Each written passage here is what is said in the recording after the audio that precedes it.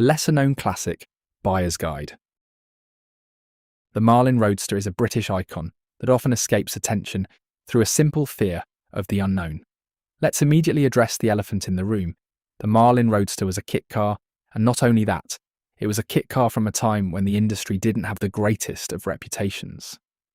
Hardly surprising then, misconceptions could have obscured this car that is much loved by those who are in the know.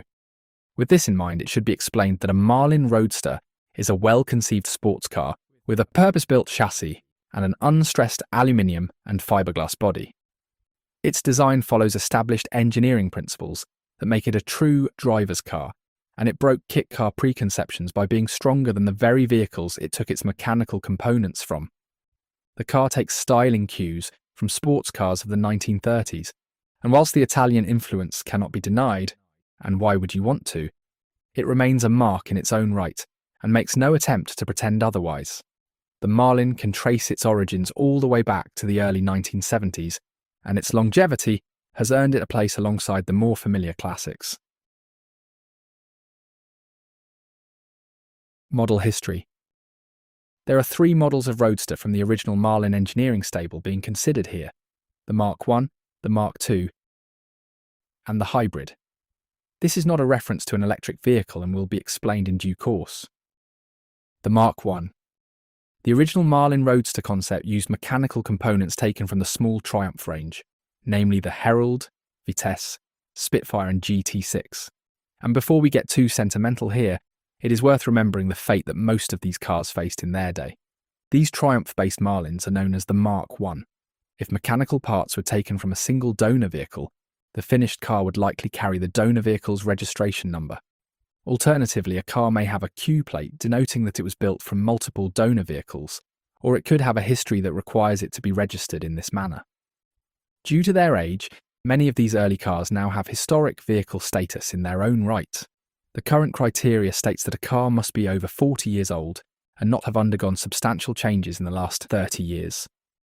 The Marlin Owners Club may be able to offer support with this topic, and current legislation should be confirmed on the DVLA website. The Triumph components neatly integrate into the Marlin chassis, appearing as if they had always been intended for the car.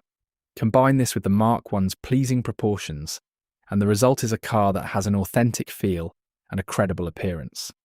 Marlin Roadsters left the factory with a solid steel windscreen frame that doubles up as a rollover bar, and this is believed to be an innovation that predates any other car manufacturer. Throughout the production run, the Mark I cars had the option of either doors or a rigid-sided body. Whilst doors are clearly a sensible addition, the doorless cars have their place. They are relatively easy to get in and out of, with the strong windscreen frame proving to be a convenient grab handle, and once you are sat in the car, the rigid-sided framework feels reassuringly sturdy. The Triumph engines feel spirited in a car that has a weight range of just 660 kilograms to 715 kilograms. Triumph's transmission and drivetrain is pleasingly competent, and all of this adds up to an exhilarating driving experience. The 6-cylinder 2-litre engines produced 104 brake horsepower, and as a word of caution, if the car has been built with an engine producing a much higher power output than this, it could lead to differential failure if the standard axle is being used. In summary, a well-configured Triumph Mark I will be a delight to own. It convincingly captures the spirit of sports cars from a much earlier era, whilst offering considerably improved braking, pinpoint accurate steering, and controlled all-round independent suspension. Here we have a photograph with an impossible year reference that almost certainly wouldn't be challenged by the uninitiated observer, rather proving the point. The small Triumphs continue to have a robust following, and therefore a Mark I owner can be assured of strong spares support. Anyone who is over 6 foot may find the Mark I a little short on legroom, and as already discussed, rear axle strength will limit those looking for supercar performance. Both of these issues are addressed in the later cars, but the Mark I has a charm that speaks for itself. The first production Marlin Mark I appeared in August 1979, and it had been in development for 6 years. By this point, Triumph were only producing the Spitfire, so even at launch the writing was on the wall. If Marlin kit production was to continue, then alternative donor components would have to be accommodated. The Hybrid and the Mark II. Choosing a suitable donor vehicle for a kit car is a tricky business. Corrosion is certainly a helping factor, and the 60s, 70s, and 80s delivered that in abundance. You need a donor car that can provide capable mechanical components, in quantity, whilst holding no sentiments that would make someone reluctant to dismantle it. For many years, British Leyland had been applying a parts bin approach to car development, and at the time had build quality issues that inadvertently helped the cause. Taking all this into consideration, perhaps the decision to use the Morris Marina and Ital as the next donor vehicles shouldn't have been a surprise, especially when you consider how long MG had been visiting many of the same parts bins. The Marlin's creator, Paul Morehouse, had a knack for taking elements of a donor car that he could utilise successfully, whilst ditching anything that wouldn't serve his design. The Morris Marina and Ital would give access to the extensively used A-Series 1275cc engine, the B-Series 1800, and the O-Series 1700 engine. The Marlin Roadster Mark II had maintained the brief of an accessible kit car that could be built from a single donor car. From an ownership perspective, a single donor car will be straightforward when sourcing parts. Also, the original workshop manual will be applicable for mechanical repairs, and you will have the reassurance that all components are working together as originally intended. Upgrades that were made by the manufacturer during production would also be a viable proposition, providing any associated changes were adhered to. The single donor vehicle approach, therefore, was a way of keeping things simple and cost-effective, both from a build and ownership perspective. It was becoming apparent, however, that there was a need for a multiple donor vehicle approach to meet with ever-increasing specification expectations. This is an appropriate point to explain the hybrid model mentioned previously. The move to a Marina Ital base was a necessary step, but for some, it had one drawback, that being the loss of Triumph's double wishbone front suspension with its coil over shock absorbers and low-mounted steering rack. It was a well-respected setup, and for many felt like the perfect marriage for a car with sporting credentials. For this reason, about 100 cars were supplied with the Triumph front suspension, matched to the Marina Ital live rear axle, hence the term hybrid, and as previously mentioned, not a reference to electrification. As the Marina Ital torsion bar front suspension proved itself over time, and the Triumph front suspension units became harder to source, demand for the hybrid option waned. Much development work followed, and some Marina Ital-based cars have coil-over shock absorber conversion kits fitted in place of the torsion bar. The simpler and tougher live rear axle configuration opened the door to more powerful engine options, and the Marlin Roadster Mark II demonstrator had an Alfa Romeo twin-cam engine to prove the point. When visiting the factory, there were reports that a trip out with Paul in this demonstrator would remove any doubts about your need to own a Marlin. A long wheelbase Mark II was also available, and the 6-inch increase was added to the cabin area. Here we see a family bravely defying the limitations of a short wheelbase car, whilst the long wheelbase car below illustrates the longer cabin space. The Marlin had moved into a new world of bespoke configurations where almost anything seemed possible. Marlin Engineering had become very accommodating, helping cater for a whole host of engines, including the Alfa twin cam already mentioned. The Ford Pinto engine was a popular choice, and even the Rover V8 made its way into a Roadster.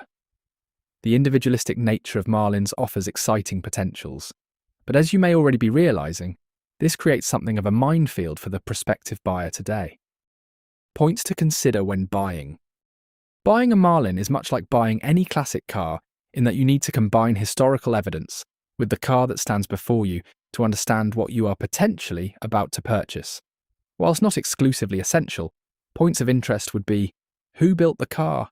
Do the engine bay and the wiring loom look neat and tidy? Has a heater been fitted? Is the body panel fit good and free from any flexing? The wings will benefit from additional support brackets, which may or may not have been fitted. All Marlin body panels are unstressed in that they only have to carry their own weight and don't therefore contribute to the car's overall strength. Paint cracks would indicate a panel is lacking support, but this will not be structural and will usually be an easy fix. Check that the car is correctly registered. As with any vehicle, confirm that the chassis number and engine number found on the car match with those shown on the registration document.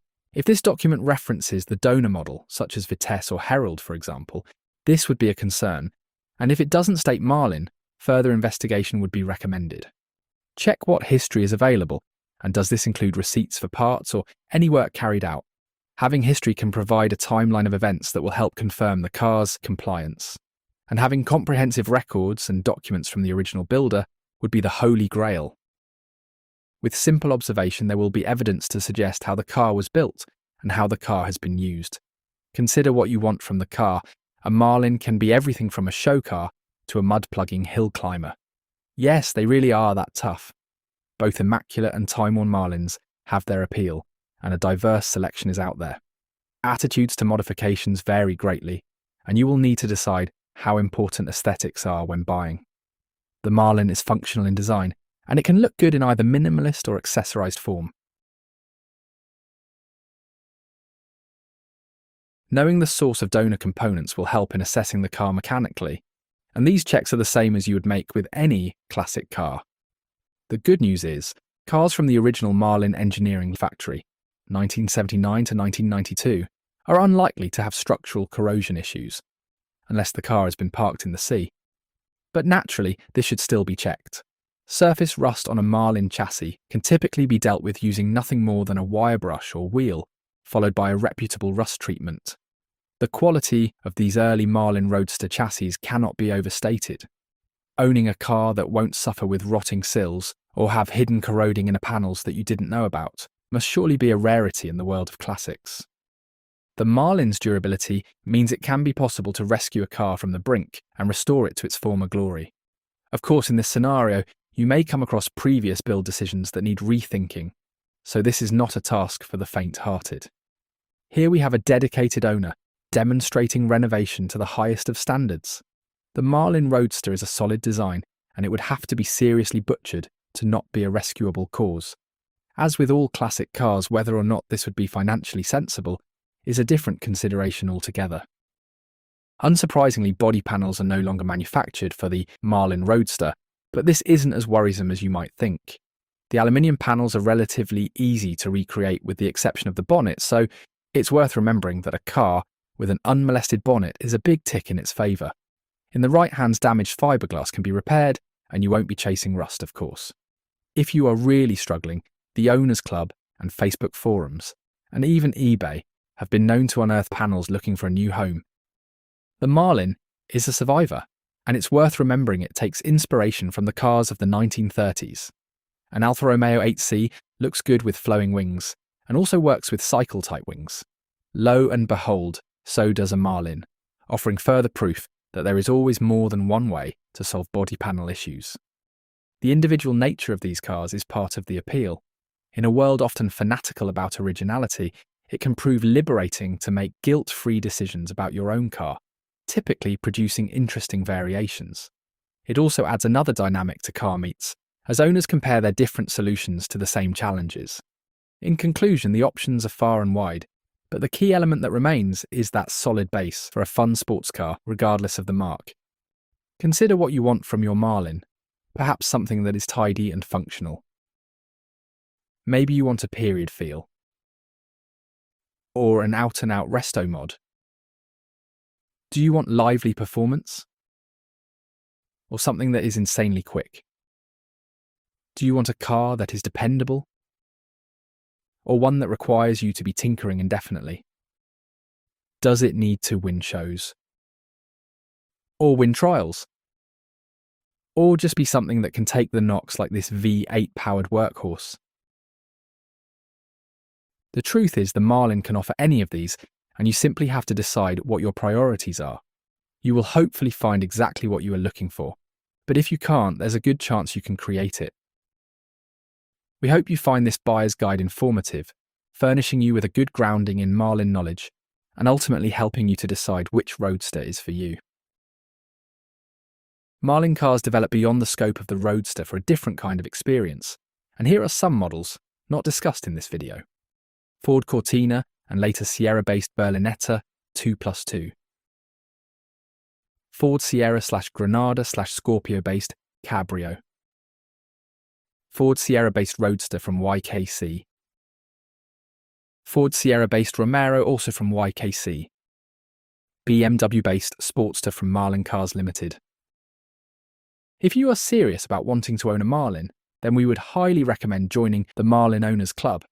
They carry extensive information regarding car histories, and this may well include the very car you are considering buying.